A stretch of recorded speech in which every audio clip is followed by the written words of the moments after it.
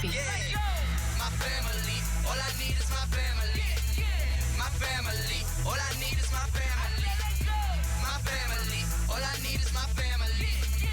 My family, all I need is my family. My family, all I need is my family. My family, all I need is my family. My family, all I need is my family. My family, all I need is my family. My family, all I need is my family. Make me so damn proud of me to make my. What's good, fam? What's good, everyone? Welcome to episode 863. We're ready to get started. Are you ready to make the gains? Are you ready? You ready for Daddy Swole to drop some fire?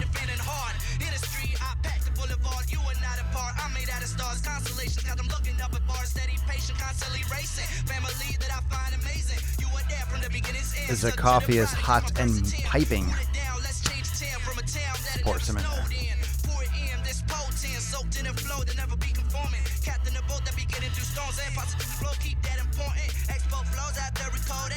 Make sure you hit the share button, float some likes and some hearts. Let everybody know that Papa Swolio is live. What's going on, Corey, Stan, Holly? Hello on Facebook. We're streaming live. We are on Twitch, Facebook, YouTube, Periscope, Instagram, Apple Podcasts, Spotify, SoundCloud, everywhere.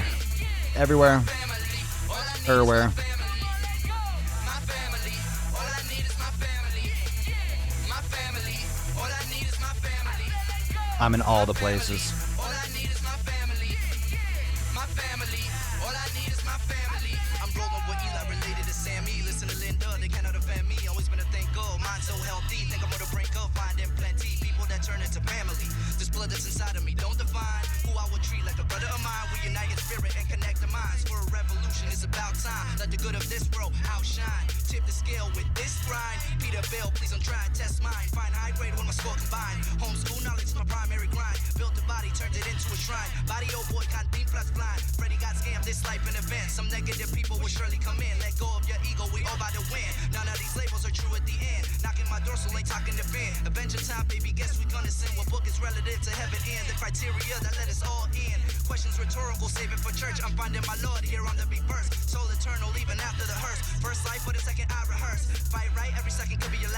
What up, Cisco, Vince, Mike, Yason,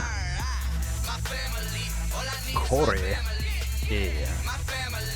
All I need is my family and gains and coffee. All I need is bacon and coffee. All I need is bacon and coffee. And bacon. And bacon. And coffee. All right, fam, here we go. 3, 2, 1, episode 863.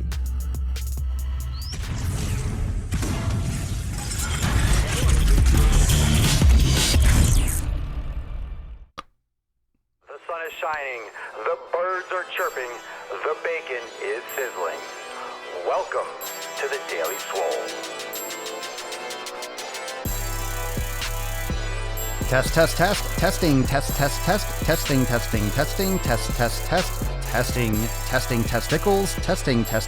testicles.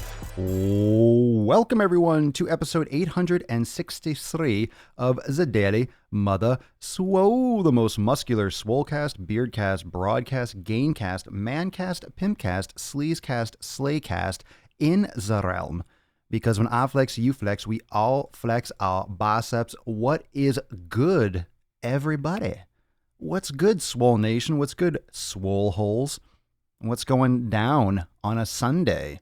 I hope you're enjoying your fresh brewed coffee. I hope you're enjoying your freshly grown gains. You're taking some rest time today, I'm assuming. You're probably taking it easy, maybe doing some recovery, doing some yoga, and you are growing your gains. Remember, you're growing when you're resting, when you're recovering. Get in, smash it, get out, get your food, get your recovery on. Welcome to 863. Thank you for joining me on Facebook. Thanks for watching on Instagram. We got YouTube, we got Twitch, Periscope in the house, and of course my podcast peeps, Apple Podcast, Spotify, Google Play, SoundCloud, wherever you like to listen. Papa Swolio is large and in charge. And if you listen carefully enough, if you really turn up the dial on your podcast, if you're listening right now, turn it up. I'm telling you, if you turn it up enough to get that sound floor up, you can hear the beard growing.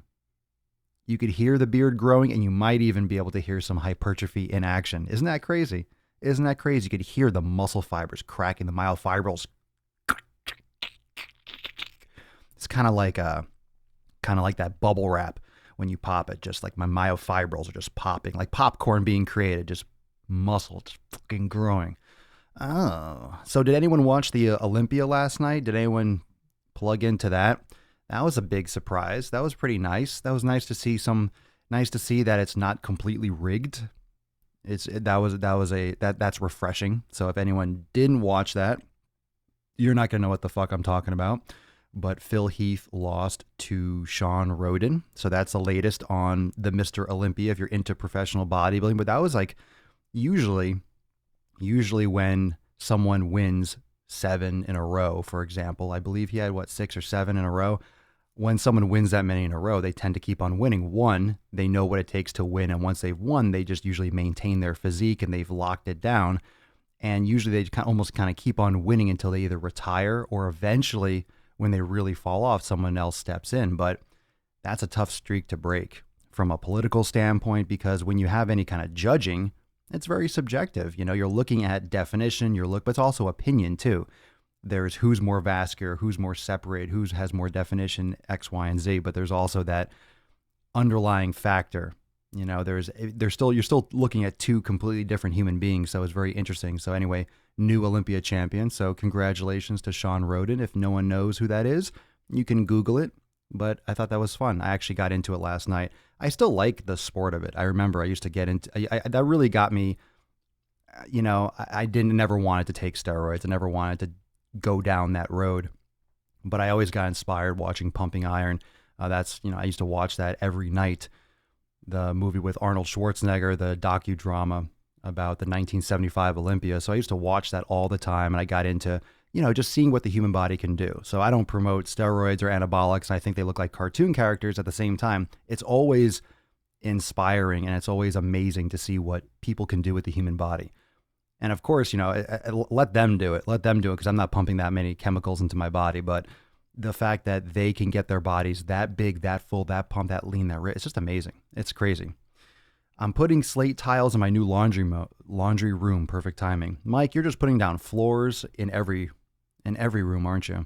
From wood floors to slate tiles. Good for you, man. Good for you. It's going to get those laundry tile gains. Oh, my goodness. So today I want to talk about some training splits. Perfect day for a Sunday because everyone's going to start going back to their weekly grind tomorrow. And just want to discuss some different options. So if you have questions about training splits, in other words, what body part you're training on each day. And I will preface this episode by describing what a training split really is and what the logic behind it. When you have a training split, what usually gets lost in the mix, everyone has a goal in mind, right? They want to look a certain way. You want to increase strength in a certain body part. You want to get abs, whatever it is that you want. It doesn't matter. That's kind of irrelevant for what I'm about to say. You are going to have to always come back to time constraints. You're going to have to come back to how much time you have. And a lot of times, or oftentimes, when you undertake a training program or a protocol, you want to gain a lot of muscle. Let's say you want a six-pack, you want to build your legs up a lot. You don't realize how much time and how much investment in your overall priorities in terms of your life habits has to realign towards those new goals. And that is a fundamental reason why many, and I would have to say most people, don't achieve what they want to or what they think they want to, because they fundamentally don't know or understand how much effort it takes and how much of a priority they have to make this in their life. And that goes with nutrition, that goes with building muscle. And I mentioned yesterday's podcast that it's harder to build muscle than it is to lose fat. It's harder to build muscle. Everyone always talks about nutrition being the hardest thing. Get the fuck out of here. I really think that training is the hardest. Come on. Anyone that builds muscle, you're going to tell someone that eating is the hard part? Eating is the easy part. You get to sit there and just chew and swallow. When you're training, you got to push yourself through pain and sweat and agony and forced discomfort. You're literally ripping your body apart in the gym. I swear the training is the hardest part. The training is the hardest part. Doing it regularly, not getting injured, not overdoing it, not underdoing it, being consistent with that, going. Eating, you get to sit home and fucking eat. When you're at the gym, you got to put in effort. You got to work hard. Nutrition becomes routine. Your training just always is it's always a war. It's always a war in the gym. So that being said, do your goals line up with how much time and what kind of priority level you're going to give this? What kind of effort you're going to set aside for these goals? A lot of people say they want these lofty goals. They want to get really shredded. They want to build a ton of muscle, but they don't fundamentally either have the time or are setting aside enough priority for those goals. So they're going to fail. They're going to fail. You could have the best program in the world, right? Those of you that have joined Swolenormous X, my training programs and nutrition courses, you can join and not do any of it. It's not going to help you. You have to do it. You have to be ready to invest your time. You have to be ready to actually execute on those things. So you could have all the ideas you want. You could have all this, you could say everything. Say it to yourself, say it to your spouse, say it to your boyfriend, girlfriend, say it to your friends, say it to your parents, your kids, whoever you want to say it to. You can talk all you want. If you're not doing it, it doesn't matter. So you can have an expensive gym membership. You can have a home gym. You could just buy everything, spend 10 grand, 5 grand, whatever it is, and build out an entire home gym and not use it. It could become a storage closet. So having a desire or saying that you want something or saying that you're going to do something or you have a goal and then not backing it up or not executing on it, it just doesn't mean anything. So whether or not you are executing is everything. You can have a decent program, decent weights, right? A decent gym, decent, and get great results because you're consistent and you maximize those things. I don't want you getting ahead of yourself is really, I guess, the point of this podcast today. Getting ahead of yourself and thinking about all these higher level tweaks, right? You get so hooked into these diet habits or styles, whether it's ketosis or fasting or what supplement to take or these specialty exercises, when you really need to whittle down your approach to the basics and focus and maximize those.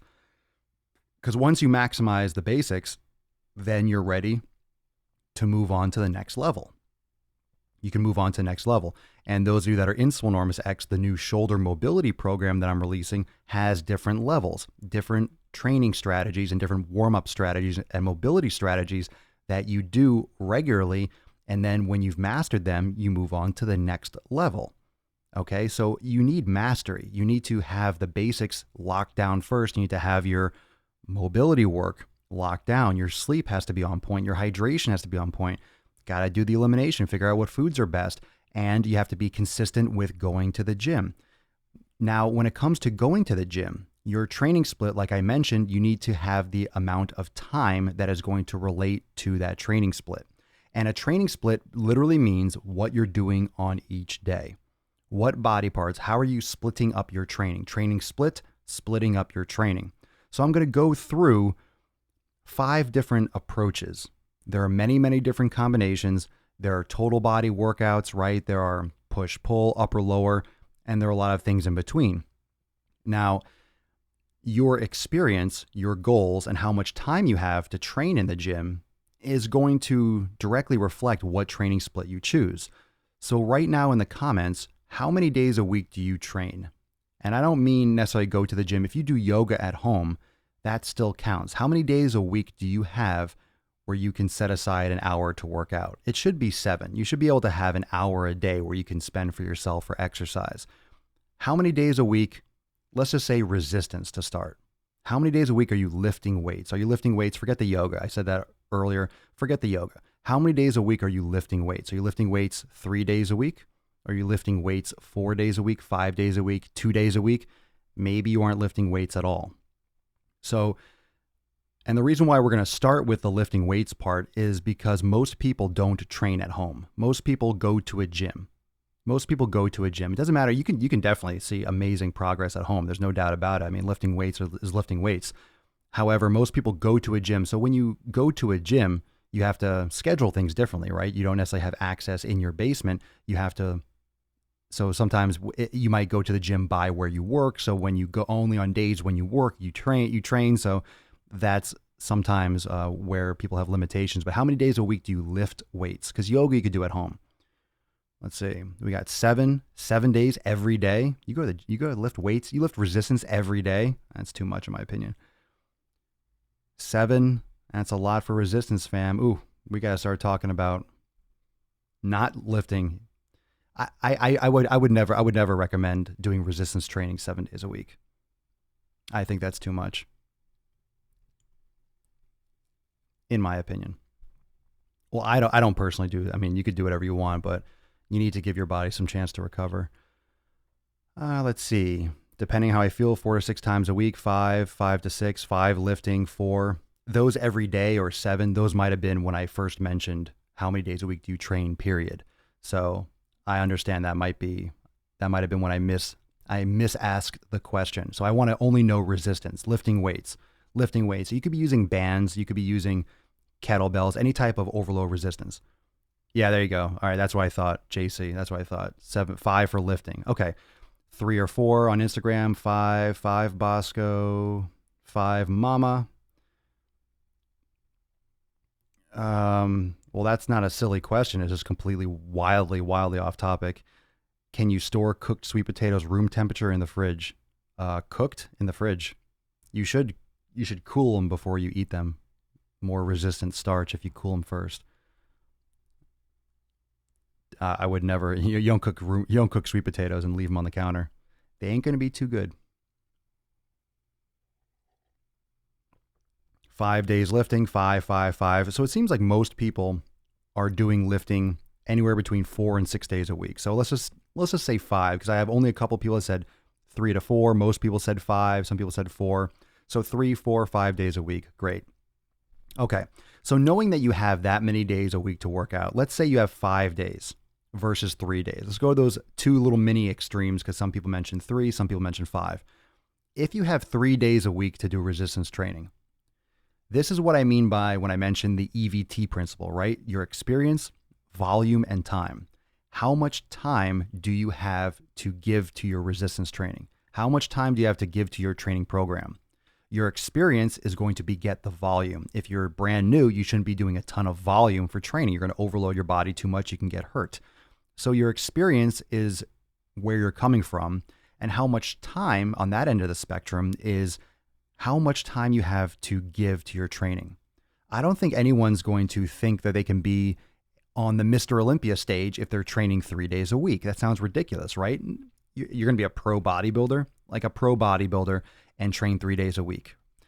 I'm using that extreme example because it sounds ridiculous. Of course, the pro bodybuilders do a lot more than just train 3 days a week. But that's my point. If you have lofty goals or goals that are extremely aggressive, and you only have the time to train 3 days a week, you may have to step back and realize that it's either going to take longer for you to achieve those goals, or you might have to readjust your logic or your training program to fit the time that you have allotted to it. You're not necessarily going to get all the results from all the segmented training that you can get from a 4 or 5 day split, where you have more opportunity to increase the volume over more specific areas of your training. Whereas 3 days per week, you're going to have to do a lot more macro movements and hit a lot more body parts. So over the course of a week, and we call this a cycle, a week cycle, because weeks repeat themselves. And if we take a 7-day cycle, just for all intents and purposes, you can really make a 5-day cycle. We can do a 7-day cycle. You could do a 10 or 14-day cycle. However, we go off a 7-day cycle just from our calendar. So we just use 7 days arbitrarily, but literally you can do a 5-day cycle. But if you have a set schedule Monday through Friday or Monday through Sunday, it makes sense to do it based off a 7-day cycle so it can be consistent. However, you can do a 5 days on a cycle, and you'll start day 1 on Saturday, for example, and the next day one will start on the following Thursday and so forth. So you can do days 1 through 5, or you could do a Monday through Sunday. It depends on how regimented your work schedule and your life schedule is. So some of you might just do a day 1 through 5 or a 7-day cycle. It doesn't matter what day a week it is. Some of you might really need to call it Monday because Monday is a specific day or a specific schedule for you. Let's see. So let me take a couple questions before we go even further with this. Jared Rogers, what if you used to work out and fell off? Can you push yourself like you used to or take time to work back up to it? 100,000% take time. I would get back in doing it the right way, doing more mobility and yoga. You're going to need to ramp up. You can't just jump right back into it. You'll crush yourself. You'll be extremely sore or you'll get hurt. I mean, the issue with that is if you take a couple weeks off, your body is going to be like, oh my God, it's going to be getting hit with a sledgehammer already. You remember it as being more recent than your body does. If you haven't worked out for a year, it's pretty much brand new for your body. Your body doesn't remember a damn thing. Some quote muscle memory, yeah, vague. It's like riding a bike after a long time. You're going to be rusty as shit. So, yeah, don't underestimate how much your body will just eject ancient memories. Start slow, bro. Martin Buist, nice name, Buist. Martin, what would you recommend after a couple years layoff? Wow, well, good to have you back, man.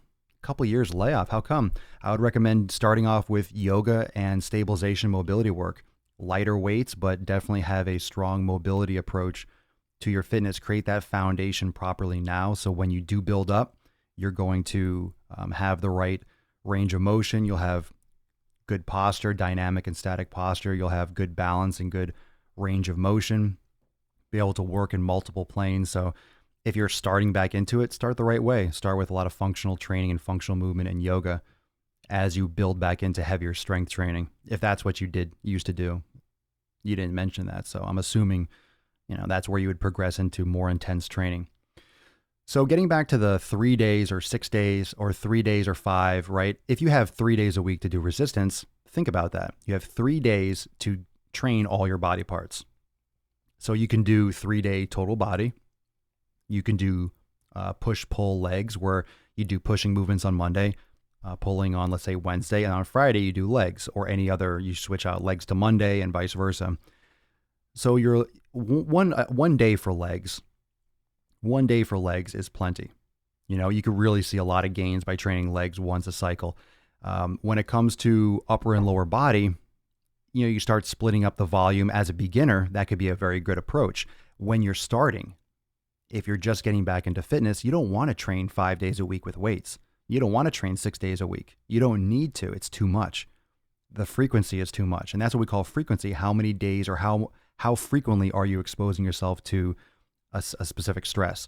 And starting off with 5 or 6 days a week training is going to be too much. Okay, too much for beginners. And a lot of these programs will encourage you, or people get amped up. Hey, I'm going to lose weight. I'm sick and tired of being fat. I'm going to fucking get in shape. I'm going to start going to the gym every day. Why do you think people crash? Because they get so sore. They get so blown out. That habit is such a strong one to change. You go 180 degrees and all of a sudden you're going to the gym every fucking day. You're banging yourself up. It's too much. It's too much for most people to handle. It's too much for the body to handle, especially with resistance. So 3 days a week when you're starting off with resistance training, 3 days a week is plenty. And you can do a very, very low level. I would recommend if you're a beginner or you're getting back into it, those people that mentioned they're just getting back into it, if you were to do 3 days a week of resistance, do total body.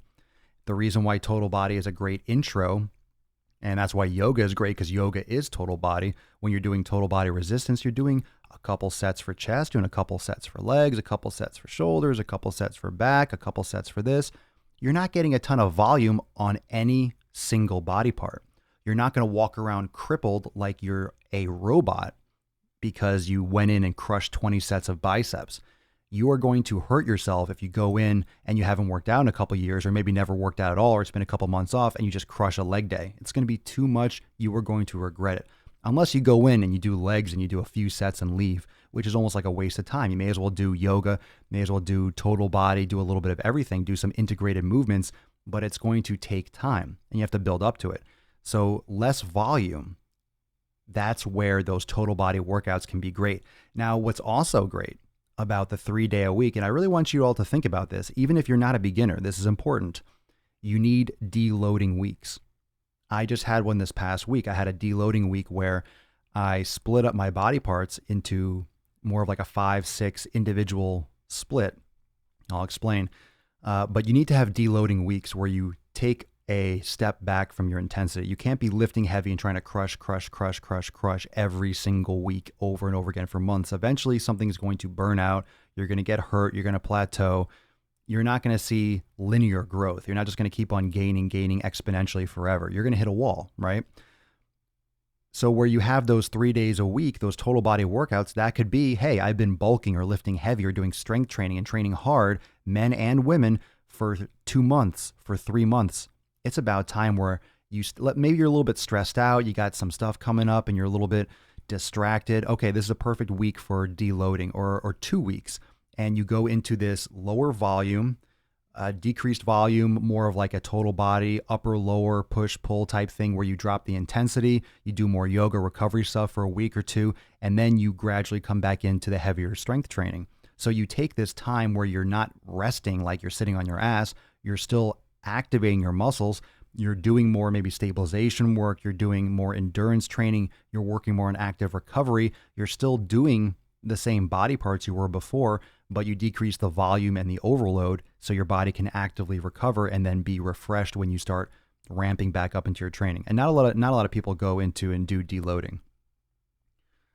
How often do you recommend a reloading week? Diane, I'm assuming you meant to say deloading. Is that correct? I'm not going to answer that question until you comment again. Deloading is what I was referring to. Did you mean deloading, or are you asking about reloading, which I have not heard of? I'm assuming you mean deloading, but I don't want to answer unless...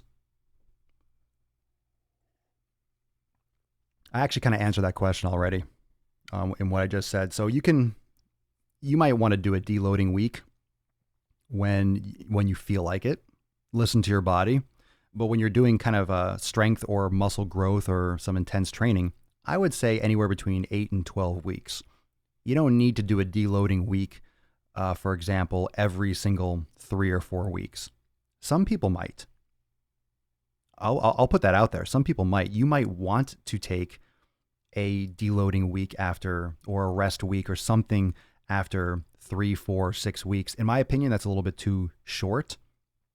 That might be a little bit too short because just, how quickly your body will see adaptation to a new stress. You're kind of just getting into that period where your body is like, really starting to ramp up with your adaptation, and then to deload right there. I mean, if you're changing the stress, that's different, but to drop back, when I say deloading, I'm specifically referring to toning it down a notch. Now, toning it down, here's where it gets really tricky, and it's psychologically tricky, not physically tricky. It's psychologically tricky because when you go to the gym, you get so used to training hard. If I don't train hard and crush it, I'm wasting my time. I'm not working out. I'm not seeing progress. You have to get over that. Your brain is going to play all sorts of tricks. It's not going to feel as challenging. You're going to feel like you're not working out hard. You're going to want to push it harder. You're going to feel like you're losing your muscle. It's all psychological. It's not true. It's absolutely not true. It's absolutely 100,000% not true. Just like motivation is cerebral, motivation is emotional. You can't listen to everything your body says or does in terms of your brain. Listen to your body means interpret. Listening to your body doesn't mean you just fucking do whatever your body or your responses tell you. Listening to your body means you have to learn to communicate with your body. It means you have to learn what those messages mean. Sometimes when your body wants rest, it's going to want to rest. Sometimes when your body wants to work, you realize, no, I got to rest. Sometimes when your body wants to rest, you're like, no, you're going to fucking train today. That's a bullshit feeling. You have to know the difference. You have to learn the difference and learn how to manipulate that and how to adjust. Is deloading the same as maintenance lifts? No, I don't know what a maintenance lift is. I never liked that term. I don't know if anyone really knows how to maintain. Either you're training hard and you're growing, or you're fighting father time, or you're not doing enough and you're not stimulating growth. Deloading is a way of, I would call it active recovery. I like that term better than deloading, but I say deloading because most people are familiar with that phrase. But active recovery is very important. And you can still do, I mean, deloading is still, you can still challenge your body, but you'll challenge it in a different way. I would do more different planes of motion, more rotational work, more stability work, up the yoga. In other words, you're deloading in terms of the volume, in terms of the overload, literally the load part, literally the volume of the resistance, literally like the amount of weight, the sets, the intensity, the physical overload on the muscles. You're decreasing that. You're decreasing the overload, the stress. You're not causing as much damage. You're still causing action, but you're allowing the muscles to work while, having a chance to breathe. Because when you're breaking down the muscle, if you're challenging it and you're breaking down the muscle and you're stimulating growth, you're bashing it in and then letting it grow. Then you're bashing it in and then you're letting it grow. You're bashing it in and you're letting it grow.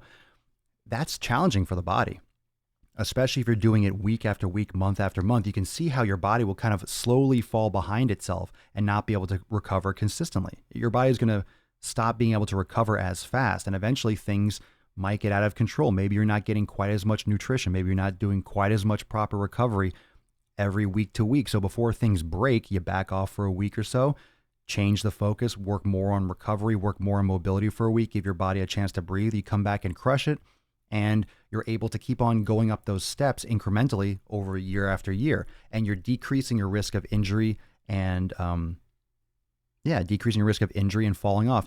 Injuries are one of the biggest reasons why people don't see results, because you get hurt and then you're off the train. You literally can't be lifting heavy and training hard if you're injured. You have to shift your focus and recover. So if you prevent and you really take as much, and it doesn't mean be afraid in the gym, it just means taking the proper precautions to prioritize your mobility and your active recovery to minimize your risk of injury. That's one of the biggest reasons why people don't see results, is because they get psychologically, they kick themselves in the ass, like, oh, fuck, I got hurt. Now I'm going to lose all my gains. They see their muscles starting to diminish because they're not training as hard. And then when they come back, they're afraid to push hard because they had an injury. They don't want to hurt it again. So they don't train as hard. So they still don't build their muscle back. And then it becomes this snowball effect of, I'm not who I once used to be. I hurt my this and that because they didn't recover properly. They didn't know how to rehab it well. Their insurance cut off before they can really finish their physical training. There's all these different factors why people never come back after an injury. Think about how athletes are too. And you're not an athlete. You're someone who's lifting recreationally for health and for physics or for fitness and for, your aesthetics and how you look and how you feel, self-confidence, just for your overall health and well-being. And, you don't have a coach. You're not getting paid millions of dollars a year to perform, and you don't have people working on your leg and massaging you. You have to do this stuff yourself. And the recovery and taking active approach in your recovery is super important. So when you're getting into it, getting back into it, or getting into it from the beginning, a 3-day split is great for that type of deloading. I also love a 3-day split. Rather, you can flip the script on that too. You can flip the script on a 3-day total body, which can be a great deloading and can be a great beginner program. And you can do 3 days a week on a 3-day cycle. Now, this doesn't mean that you're doing 3 days in a 7-day split. You could do 3 days rest and then 3 days and do this twice in a week, where you do chest and back, legs, and then arms. That's a great split that I did for a while. Chest and back, legs, and arms. You could do that Monday, Tuesday, Wednesday. That's a lot for 3 days in a row, but you do that 3 days. That's a great way to get a lot of volume. You do chest and back supersets, allows you to get more endurance and work more towards strength and hypertrophy. It gets you a lot more volume, saves you still enough time. So you can still make that 3 days a week more advanced. Now, is that the ideal for someone who's trying to build as much muscle as possible? Maybe yes, maybe no. That's a great place to start. It's very challenging, but long term, there's a reason why bodybuilders tend to do bigger splits like chest and triceps or chest and back or chest by itself, is because when you get to that level where your muscles have matured to the point, the reason why people train and do 6 days a week, the reason why chest and triceps got popular, back and biceps, doing shoulders on one day, you can make the argument that you shouldn't segment your training that much because it's not realistic in the world to isolate your body parts like that. Okay, you can make that argument. However, you can't get the same type of focused overload if you're doing upper body, period. When you train your shoulders, you're going to make it harder to target your chest. You're doing a lot of different stuff. That's where a lot of these HIIT training, right? This high intensity, this interval training, you just exhaust your body metabolically You're wiped out on the ground. You're exhausted in a pile of your own sweat because you did wall ball throws and then you did a run and then you did push-ups and burpees and shit. You're not building a lot of muscle. You're really not. You're really not. And you see anyone that does this kind of stuff, and they might be lean, they might be slender. They're not going to look muscular. They're not going to have crazy, like amazing, like, muscular physiques, because that's not what those exercises are designed to do. Those types of metabolic workouts at that high intensity, you can't do a lot of focused training. You can't do focused overload when you're trying to hit that type of those type of macro movements. There's no isolated targeted force on any of those body parts with a sufficient volume to build muscle the way most people want to. And that's that disconnect that I talk about a lot. People want the shape, they want the physique, they want the body, but then they do these high intensity cardio-based type workouts. Those are two ends of the spectrum. You're not getting, I mean, some people can do, I'm sure some people genetically can get a body that they like doing those. I mean, everyone's different. Some people genetics, some people are just different than others. But you'll find so often that people want something over here. They want that physique where they look and they see, wow, I want those shoulders, or girls are like, I want, big legs and glutes and a small waist and, shoulders. I want that V taper, and guys want abs and then you go and you do these group exercise classes and you do these freaking like burpees and shit. That's not going to get you that. That's not targeted focused training. Those are those like metabolic exhaustive workouts. That's not going to build a physique. It's not going to. It's straight not.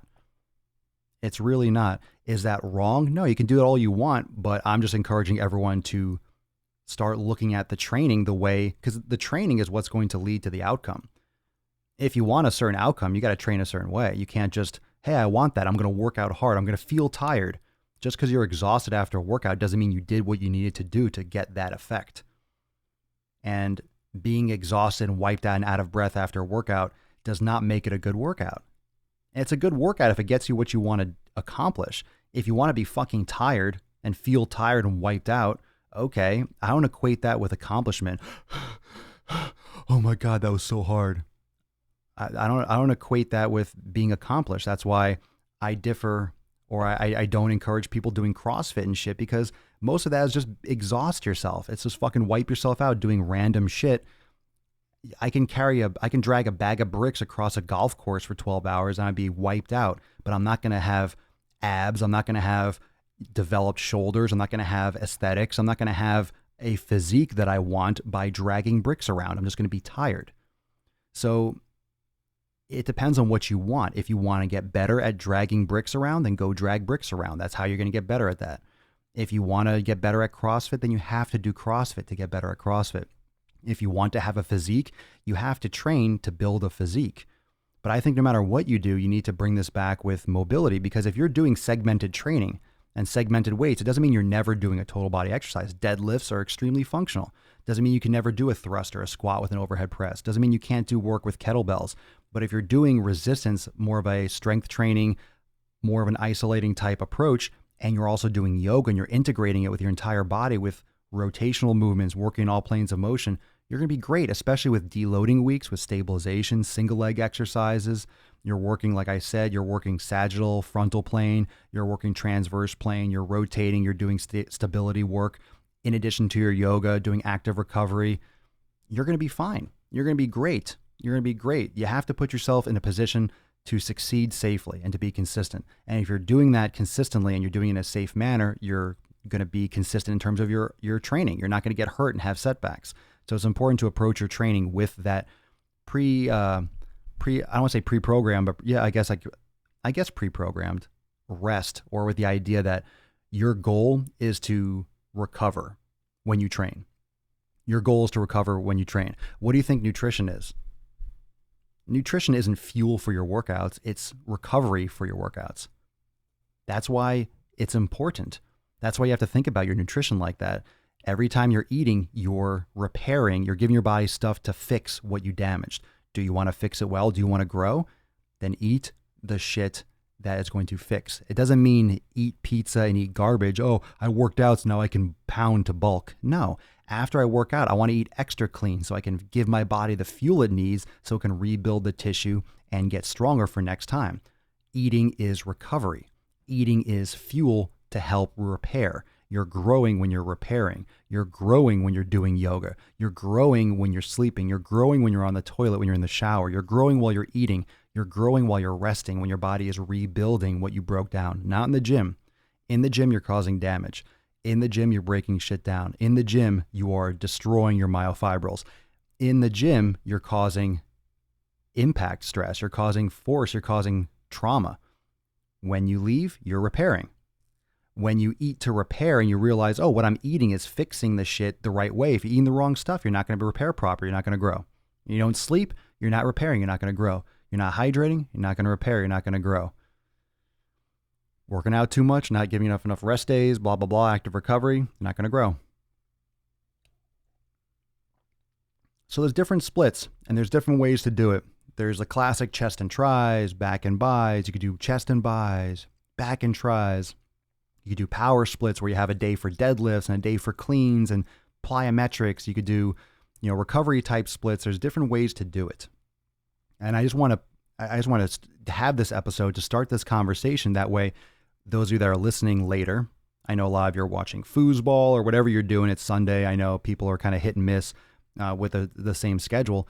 But when you listen to this episode, at least it'll give you more of an idea. So then when you're showing up to these podcasts, you can start asking better questions. You can start looking at your training differently. That it's a combination of how much time you have. It matters what your goal is. It matters. What you're doing right now, what you go to the gym to do today, is what you do in the gym today going to make all the difference for your goals.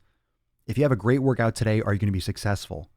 Not necessarily. If you had a bad workout today, is all lost? Are you full of despair? You're never going to get there. No, it's just one workout. However, the acute variables, your rest time, how many sets you do, what body parts you hit, all those variables that you accomplish in your workout today added to the one tomorrow, couple days, all this week, with the next week, with the next week, with the next week, all this month, plus the next month, plus the next month, plus the next month, plus the next month, all that being a year, and the next year, and the next year. That's how you grow. That's how you develop, and that's how you get better and better. You're not going to get it all in one workout if you're doing random shit every time you go to the fucking gym. If you go to a group training class and you do random shit every time, can you lose weight? Sure. Can you build muscle? Sure. Can you look better and feel better than you ever have before? Absolutely. People do. But when your goals get actually specific and you want things like a physique and you want to look a certain way, when you want specific goals, when you want to develop certain body parts more, when you want to have better shape, when you want specific, like you want to be certain, like body fat percentage, you want to have a certain look, you want to take it to that next level. It has to get specific to you. You can't get that in a group class. You can't get specific in a group class. You simply can't. You have to take it upon yourself. That's why always trying to educate you to learn how to communicate with your body so you can manipulate your training to get the most out of yourself for what you want. If you're in a group class, you're going to get what everyone else is getting. Some people will see great results, some people won't. Everyone's eating differently. Some people are sleeping better, blah, blah. That's why some people look in shape, some people don't. Who knows what else other people are doing when they leave the class. Your program needs to be for you. And you need to learn how to do that. And that's why those of you that are in Swolenormous X, the new program vault, the re-release with all the new program weeks, you can really customize and manipulate it around exactly what you want. In addition to the 90-day dash program and everything, you're going to have the ability to, that's what I've created inside Swolenormous X. And that's what I've literally been talking about here. You need to be able to create your own building block and your own map for what you want. And that's really important. That's really important. So start thinking about what you want, what you're trying to accomplish, and are your workouts, is your schedule, and is your training actually leading you? Is it actually mapping to what you are trying to accomplish? Or are you just exercising to be active, to feel tired? Mike, I'm going back to the 90-day dash. I found the best results I've had is doing the plan. I appreciate it. It's easy to follow. Been depressed. Need to go back to the basics. Yeah, man. It's always good to go back to the basics. I just did. This past week, I did a little bit of a deloading myself, actually. I went back hardcore. I did only chest. On one day, I did only chest. Then I did only back. Then I did only shoulders. I wanted to just do one each body part one at a time. And I really did straight isolation stuff, really slow focus contraction, making sure I was maximally activating the muscle tissue. Really dropped the weight hardcore, got crazy sore. It was awesome. So I love doing that stuff. I love mixing it up, but I'm always looking to get better. I'm always looking to take my active recovery to the next level. I'm really focusing a lot more on mobility, on range of motion, on flexibility, focusing more on my stretching, on my yoga, on my mobility work. I have some little mini goals with my shoulder mobility and with my hip mobility and things that I'm working on. So I have different goals than I used to for fitness. And you're going to have different goals now than you will in 10 years. And some of you that are older, you're going to know what I'm talking about. I've been training for almost 20 years. My goals have shifted. I'm not trying to get as big as I possibly can anymore. It's exhausting eating that much. It's stressful in the body training that hard. I'm just kind of over trying to become a brick shithouse, like bigger, bigger, bigger, bigger. I'm over it. It's tiring. Maybe I'll feel like it again in a little bit. I doubt it, but that's where I am right now. So you're going to have your own little shift. Just make sure you're programming and make sure your time that you have available to give to your training reflects what you want and what you can actually accomplish. Okay. And if you need any help, you have any further questions, feel free to hit me up, message me wherever you are. You can message me on Instagram. You can message me on Facebook. All those places are great. And I'll be making some more announcements shortly with the big relaunch of the program vault and the new stuff. And we got the last 3 months of the year coming up. So I'm going to be running a huge special for Swolenormous X for people that are ready to fucking take these last 3 months on head on. And I'm talking hard and, fucking taking no prisoners because I'm ready to hit this holiday season. I want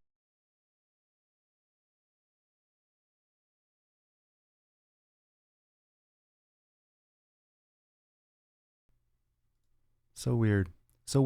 I need to figure out why that audio always knocks out my audio. Whenever there's a new follower on Twitch, I get like this weird audio kick out. So I want everyone in this community is going to be so amped up. I want everyone on New Year's and January 1st. We're already 3 months in. I want everyone to be already running. No New Year's resolutions around these parts. We're going to be fucking crushing it already. So me personally too, I'm so ready. I'm so amped. I took a little bit of I don't want to say a back off week, but I'm amped again. Every time I do a little deloading and I do more meditation, I get so amped to train hard again. So I'm going to go crush it now. I'm going to go have a sick workout. And I wish all of you likewise. I wish all of you a great workout today. If you haven't, re-listen to this episode. Check it out if you want to subscribe to the podcast. If you haven't, make sure you do so. And I appreciate everyone that's leaving reviews. If you have not yet left a review on iTunes, please do so. It means the world. Even if you listen on Spotify, you can't leave reviews anywhere else except on Facebook and on iTunes. So if you listen, if you love the podcast, leave a review on iTunes. It would mean the world. So thank you so much. Let me take a couple questions before I punch out and go get my gains. Let's fucking get it. Hell yeah, Corey. How do you feel about CHL? I don't know what Chol? I don't know what that is. Let's see here. I'm trying to learn the drums as a latecomer. I see myself as intelligent when it comes to exercise and want to treat drums the same, focused. Cool. Good for you. You should.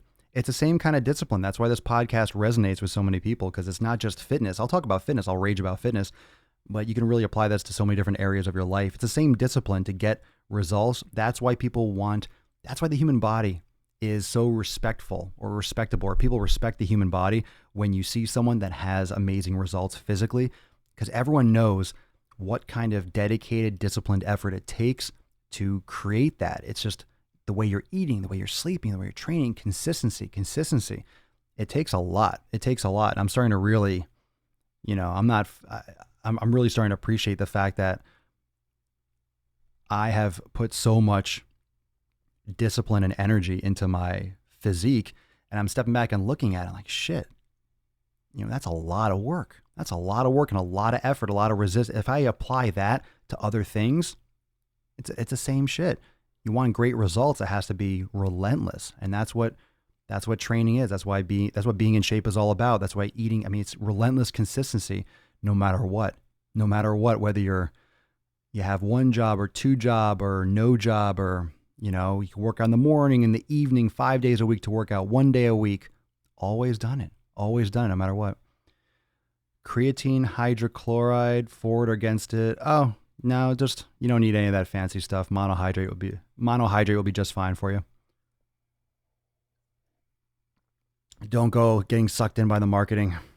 They'll love to sell you expensive creatine. It's the cheapest shit you can fucking buy. It's one of the most studied. Not everyone reacts the same way to creatine, but you don't need anything more than just the regular one. Or you can just eat some more red meat. What's the proper etiquette when you wait on the Smith rack and some guy is sitting there on his phone between sets? Go over and ask him if you can work in while he's texting.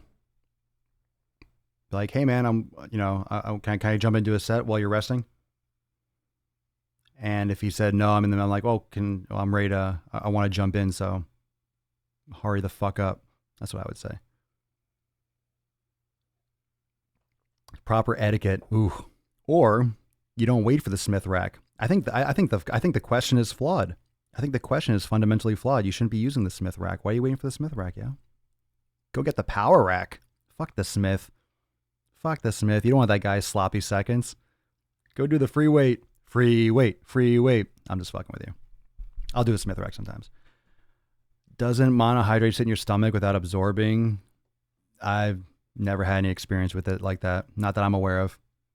Most experts are unanimously, you can get micronized. Just get micronized creatine. Or you can just eat better food and start focusing on the real shit that's going to get you results, not creatine. Fucking on-point dieting, hardcore training. You're kind of like, those are things creatine is something that you can get from your food just fine. But no, I've never had any issue, never heard of any issue like that. That's marketing. They're going to come out with every different kind of like compound this. You can go buy that stuff, but you're giving them extra money, in my opinion. All right, fam. Thank you so much for joining me for episode 863 of the most muscular Swolecast, Beardcast, Broadcast, Gaincast, Mancast, Pimpcast, and Sleevescast in the realm. Because when I flex, you flex. We all flex our biceps. I'll see you tomorrow for 864. Thank you very much for joining me today on a Sunday.